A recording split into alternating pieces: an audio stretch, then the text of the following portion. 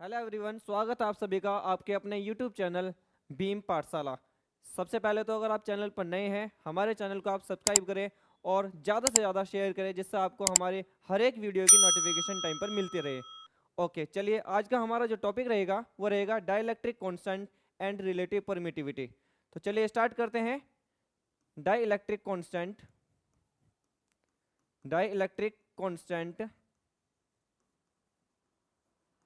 और relative permittivity. तो relative permittivity and dielectric constant ये हमारा बहुत ज़्यादा इंपॉर्टेंट टॉपिक रहेगा यहाँ पर स्टूडेंट, और ये बोर्ड एग्जाम में आपसे जरूर पूछा जाता है कि डाइलेक्ट्रिक कांस्टेंट और रिलेटिव परमिटिविटी या परमिटिविटी ऑफ फ्री स्पेस क्या होता है। साथ ही साथ मैं आपको यहाँ बताऊंगा कि परमिटिविटी होता क्या है और रिलेटिव परमिटिविटी क्या होता है। तो सबसे पहले अब डाइलेक्ट्रिक कांस्टेंट का काम क्या होता है। चार्जेस के बिटवीन में ये एक मटेरियल होता है। Dielectric means is a material. Okay, चलिए सबसे पहले हम यहाँ देखते हैं फोर्स। जो हमारे point charges Q1 and Q2 हैं, मैं उनको r डिस्टेंस पर सबसे पहले वैक्यूम में प्लेस कराऊंगा और वैक्यूम में यहाँ पर चेक करूंगा कि वैक्यूम में जो कुलाम्ब्स फोर्स का फॉर्मूला होता है ना, उसमें क्या चेंज आता है, वो क्या होता है।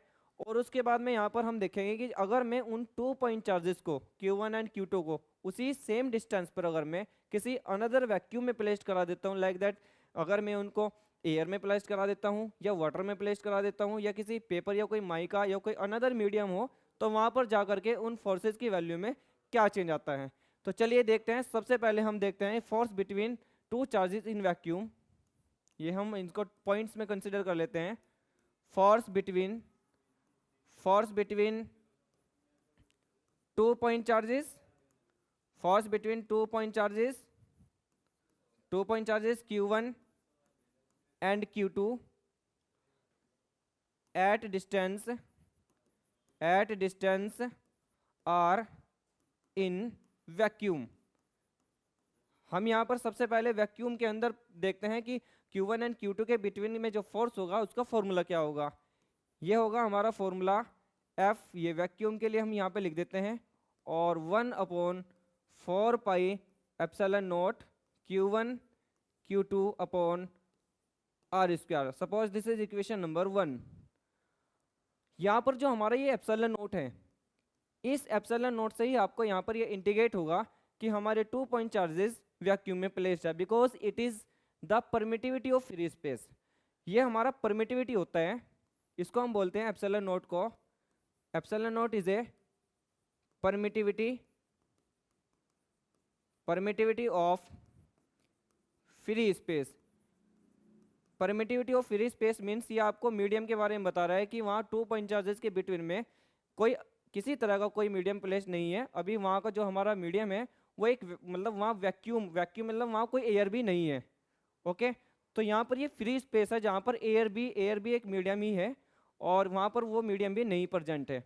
तो ये आपको फ्री स्पेस के बारे में इंडिकेट कर रहा है। इसको हम एप्सिलॉन नोट लिखते हैं। ये परमिटिविटी ऑफ फ्री स्पेस है और इसीलिए हम इस फॉर्मूले को बोलते हैं कि वैक्यूम के लिए हमारा एक कूलम्ब्स का फॉर्मूला है। अगर मैं इन्हीं 2 पॉइंट चार्जेस को सेम डिस्टेंस r पर प्लेस करा देता हूं, तो उस फॉर्मूले में क्या चेंज आ जाता है वो चेक करते हैं। उसको हम सेकंड पॉइंट कंसिडर कर लेते हैं। फोर्स बिटवीन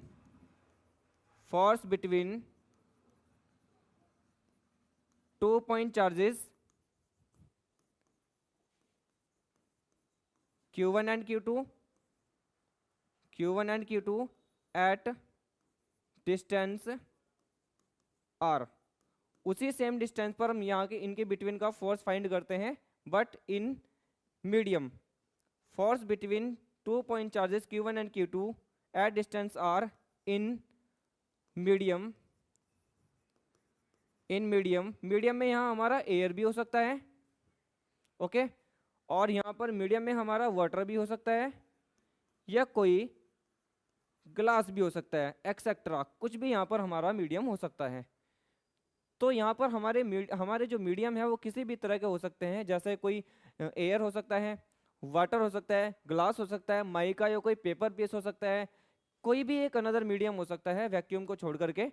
वहाँ पर देखते हैं कि कूलम्ब्स फॉर्मूले में क्या चेंज आ जाता है। ओके, और हमें इन्हीं 2 इक्वेशन से जो हमारी ये वैक्यूम में फोर्स की जो इक्वेशन है और ऐसे ही हम एक इक्वेशन यहाँ पर लिखेंगे जो मीडियम में होगी, और उन्हीं 2 इक्वेशन से हम यहाँ पर फाइंड आउट करेंगे जिसका नाम है डाइलेक्ट्रिक कांस्टेंट और रिलेटिव परमिटिविटी। यहीं से ही हम यहाँ पर फाइंड करेंगे डाइलेक्ट्रिक कांस्टेंट और रिलेटिव परमिटिविटी की एक बहुत अच्छी डेफिनेशन। चलिए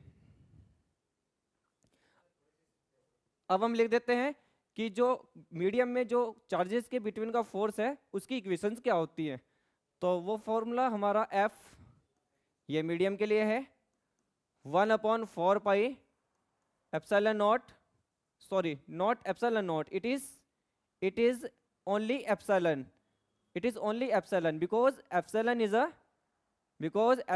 a permittivity of medium, because epsilon, only epsilon, it is not epsilon naught, because epsilon naught is a permittivity of free space, and permittivity of free space determine the presence of medium between 2 point charges.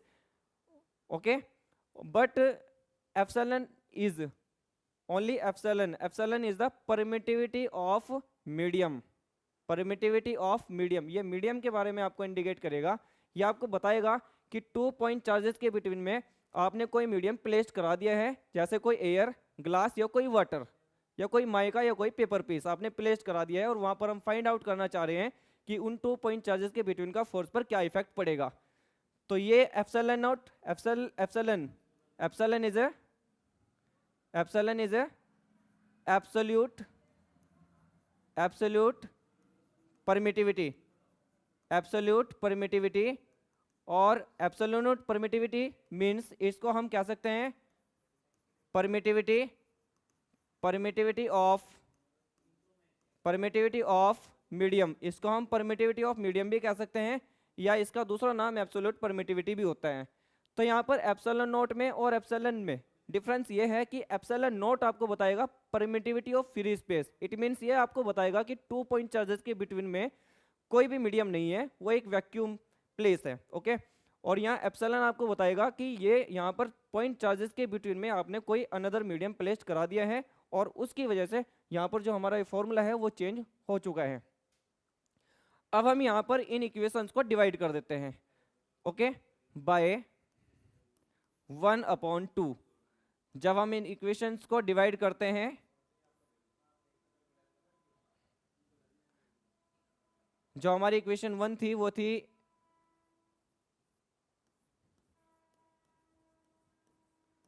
1/4 pi epsilon not Q1 Q2 upon R square. आपने first equation को second equation से जब divide किया तो हमें यहाँ पर मिलेगा एक फॉर्मूला जिसको हम फाइंड आउट करना चाह रहे हैं, और जिसका नाम है डाइलेक्ट्रिक कांस्टेंट और रिलेटिव परमिटिविटी। तो यहाँ पर आप देख सकते हैं 1/4 पाई से 1/5 पाई कैंसिल हो जाता है, और ये पूरी टर्म कैंसिल हो जाती है। तो हमें यहाँ पर एक रेशो मिलता है, यहाँ पर हमें एक रेशो मिला है, एक रेशो आपको यहाँ पे मिला है, ये ऊपर चला जाएगा तो बचेगा epsilon upon epsilon not.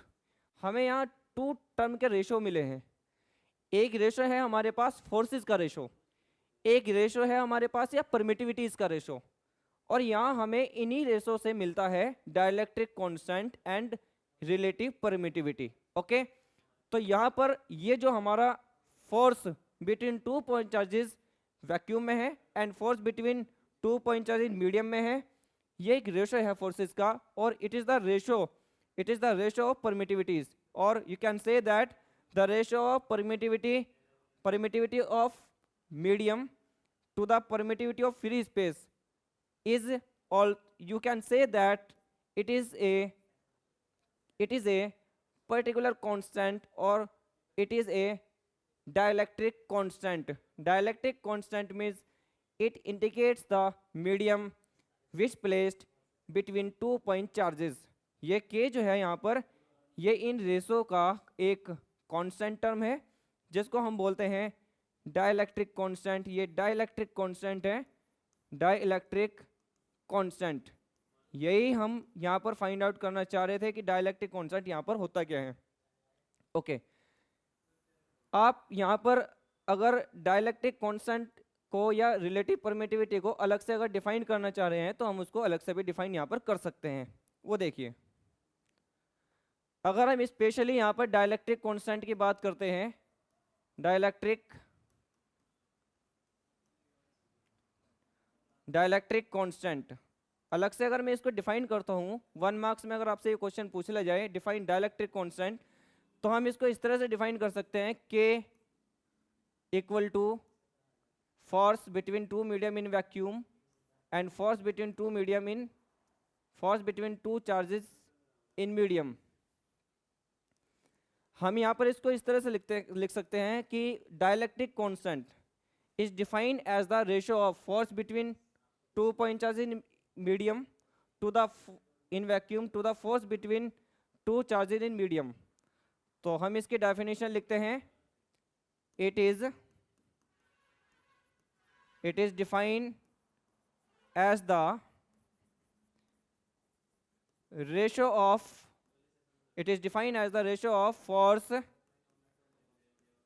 force between 2 point charges in vacuum to the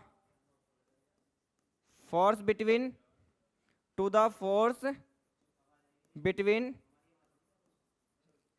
point charges in medium।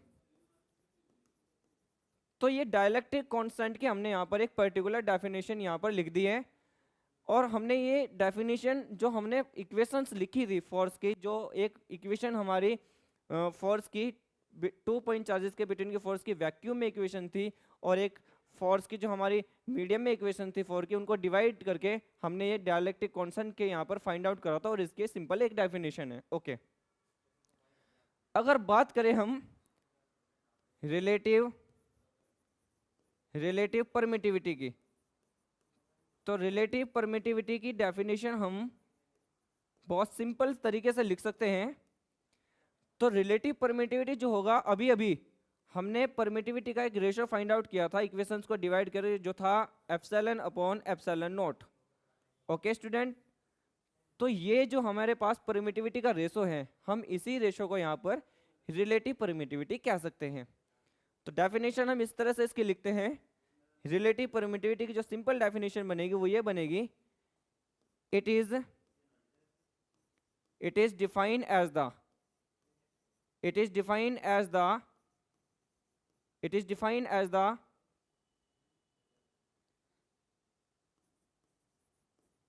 ratio of permittivity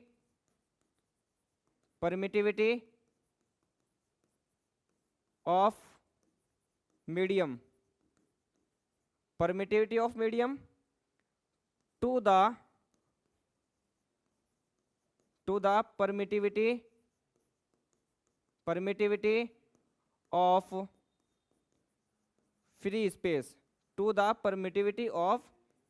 space, तो अगर आप कभी भी बात करें रिलेटिव परमिटिविटी की, तो रिलेटिव परमिटिविटी का सिंपल मतलब होता है रेशो। दो परमिटिविटीज का रेशो होता है ये, जिनमें हम एक परमिटिविटी को कहते हैं परमिटिविटी ऑफ मीडियम, जिसका दूसरा नाम होता है एब्सोल्यूट परमिटिविटी।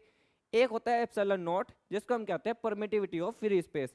इन दोनों परमिटिविटीज का जो रेशो होता है उसको ही बोलते हैं हम यहाँ पर रिलेटिव परमिटिविटी, जिसको हम एप्सिलॉन आर बोलते हैं। तो यहाँ पर हम एप्सिलॉन अपॉन एप्सिलॉन नॉट को बोलते हैं रिलेटिव परमिटिविटी, और ये फोर्स इन वैक्यूम और फोर्स इन मीडियम या फिर एप्सिलॉन अपॉन एप्सिलॉन नॉट की ये टर्म जो थी आपस में इक्वल थी, इसीलिए हम इनको के भी कह सकते हैं। यानी ये जस्ट हमारा जो है ये के इक्वल भी यहाँ पर हम इसको लिख सकते हैं। फॉर्मूले में जब हम कुछ चेंज करेंगे तो आप यहाँ पर epsilon upon epsilon not equal to के लिखकर भी फॉर्मूले में चेंज कर सकते हैं, अगर आपको कभी भी फोर्स मीडियम में फाइंड करना हो। तो आप ये भी ध्यान रखिए अच्छे से। तो डियर स्टूडेंट, यहाँ पर हमने बहुत अच्छे से एक्सप्लेन कर दिया है कि जो हमारा फोर्स होता है मीडियम में और वैक्यूम में वो क्या होता है, और डाइलेक्ट्रिक कांस्टेंट क्या होता है, और रिलेटिव परमिटिविटी क्या होता है। एक आपको मैं कुछ वैल्यूज आपको बताऊंगा जो आपको ये बताएगी कि वैक्यूम में फोर्स की वैल्यू, एयर में फोर्स की वैल्यू और मीडियम में फोर्स की वैल्यू किस तरह से चेंज होती है के अकॉर्डिंग। ओके, यहाँ पर जो हमारा के है, के होता है हमारा यहाँ पर डाइलेक्ट्रिक कांस्टेंट। डाइलेक्ट्रिक कांस्टेंट का सिंपल मतलब होता है मीडियम से, जो हमें मीडियम के बारे में बताएगा कि भाई मीडियम क्या है। यहाँ पर अगर मान लो के की वैल्यू सपोज 1 है, तो इट मीन्स अभी चार्जेस के बिटवीन में कोई मीडियम प्लेस नहीं है। अगर सपोज के की वैल्यू यहाँ पर 1.00057 के समथिंग है, इट मीन्स वहाँ पर मीडियम एयर है। और अगर सपोज वहाँ के की वैल्यू आपको न्यूमेरिकल में कहीं 80 मिल जाती है, तो इट मीन्स ये हमारा जो मीडियम है वो वाटर है। याद रखना है वाटर के लिए डाइलेक्ट्रिक कांस्टेंट की वैल्यू के 80 होती है। तो ये याद रखना, अगर हम यहाँ डाइलेक्ट्रिक कांस्टेंट के की वैल्यू कुछ भी प्लेस करा देते हैं तो वहाँ फोर्स की वैल्यू भी जरूर चेंज होगी। ओके, तो हम आपको यहाँ इसके बेस पर आपको बहुत सारे न्यूमेरिकल्स भी सोल्व कराएंगे। फिलहाल हमने आपको यहाँ पर dielectric constant and relative permittivity और ये जो कुछ हमने आपको डाइलेक्ट्रिक कांस्टेंट की कुछ वैल्यूज यहाँ पर शो करके दिखाई है। आप ये ध्यान रखें कि जैसे जैसे के की वैल्यू चेंज होगी वैसे वैसे चार्जेस के बिटवीन का फोर्स भी चेंज होगा। सबसे ज़्यादा जो फोर्स आएगा वो वैक्यूम में ही आएगा, बिकॉज के is a 1 for vacuum. Vacuum के लिए के की वैल्यू 1 होती है, जैसे जैसे ये इंक्रीज होगा वैसे वैसे उन चार्जेस के बिटवीन का फोर्स भी डिक्रीज होगा। ओके, तो बने रहिए हमारे साथ। Thank you, have nice.